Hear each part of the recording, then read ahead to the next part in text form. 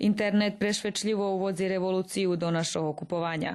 Pre velji prednosti internet kupovanja vše vecej raždanje volja kupovac online, jak u klasičnih predavalnjoh. Prednosti to, že všetko máš na jednom meste. Neodníma si tyle času, napríklad, jak to, keď píše kupovala tak za Varošu.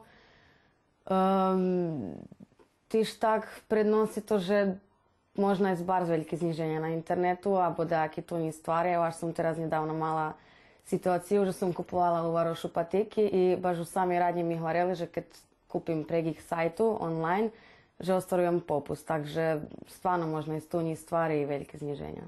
Kad kupuješ online, stvari su jeftinije? Keď kupujete online, tedy stvari tunjši i prinješu vam ih na hižnu adresu. Možete i prečitati na sajtu, co drugi kupci napisali o tim predmetu, ta vam ih pozitivni komentari pomahaju, že bi se kupili daco co nje brendovane, a kvalitetne i tunje.